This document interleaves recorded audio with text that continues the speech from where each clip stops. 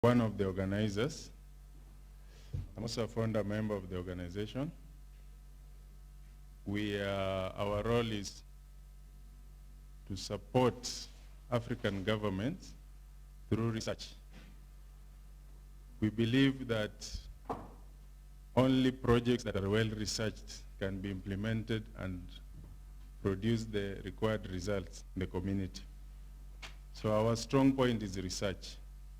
And our areas is advice to the government policies.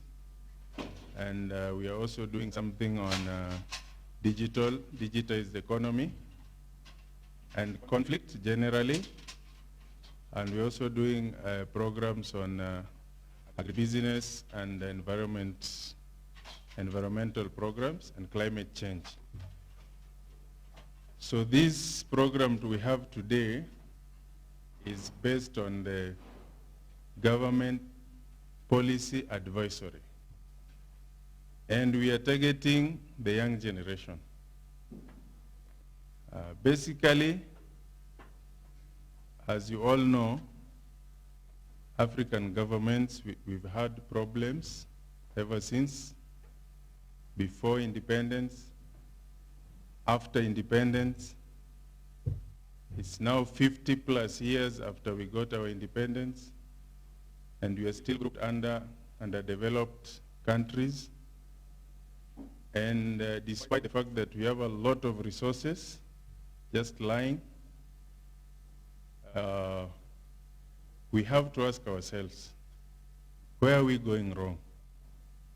What is wrong with us? I know our guest speaker will speak a lot about that, but me, I'm not so much of a speaker. I'm a doer.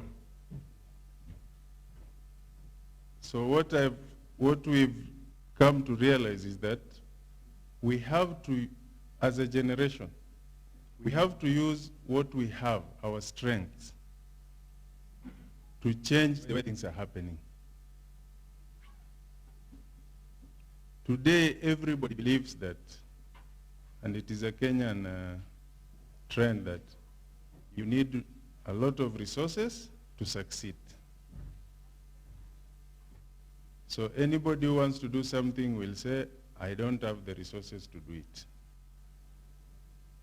But let me tell you, the resource which is money is just like a fuel to a vehicle.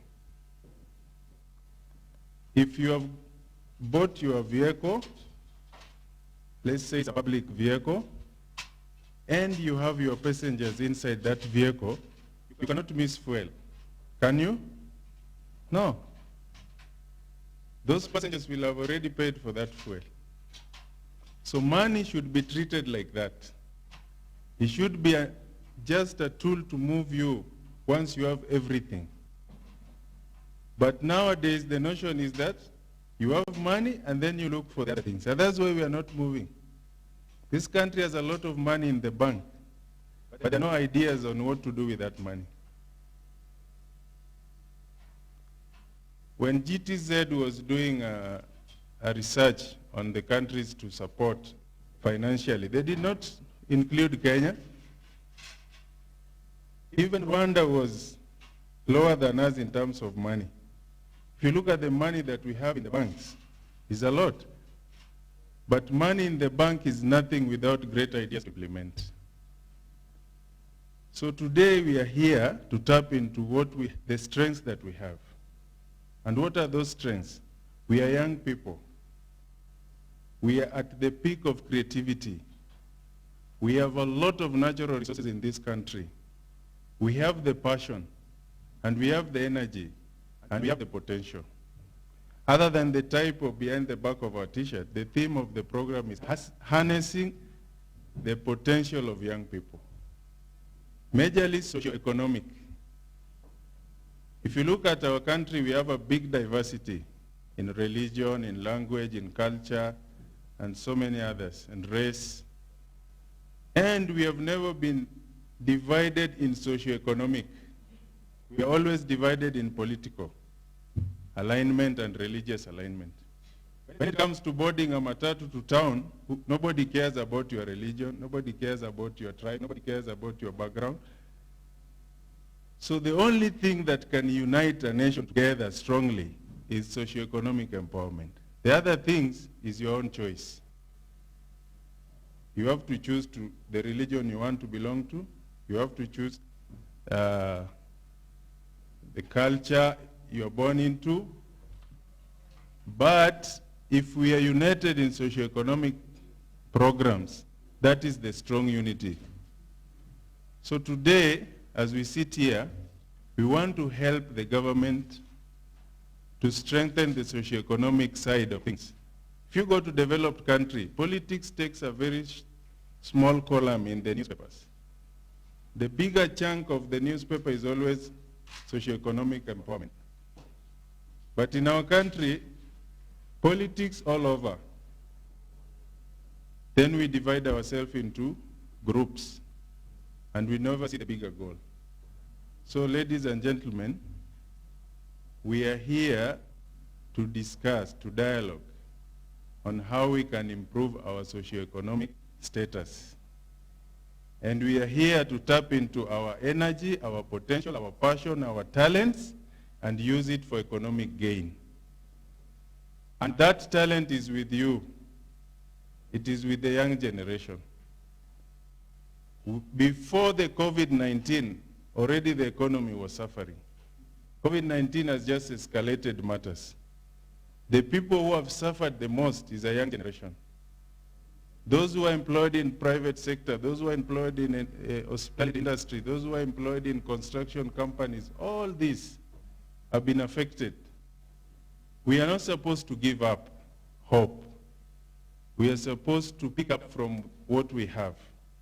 So our talents plus our numerous resources. So as we get into our groups to discuss the way forward, we want everybody to exhaust his potential. And I know, because this is a forum for leaders, I know people are struggling with certain projects on the ground. Or you know people who are doing something that can... This is one of the reasons why we are here. We want you to present what the ideas you have that can be scaled and banked and translated to economic gain. And we also want you to showcase us what you've been doing on the ground or what your colleagues are doing on the ground without any support, so that we can link you to the right people who can help you grow and prosper. And that's the introduction of our forum. And I welcome you all. And I want you all to open up your minds, open up your talents, and let us have a productive forum.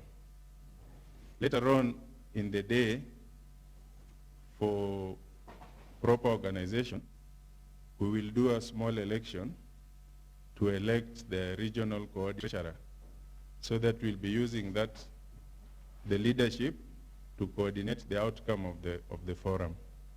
So those who are burning with desires to lead, you prepare your speeches. It will be a very transparent, and we will make sure we do it in a very democratic manner.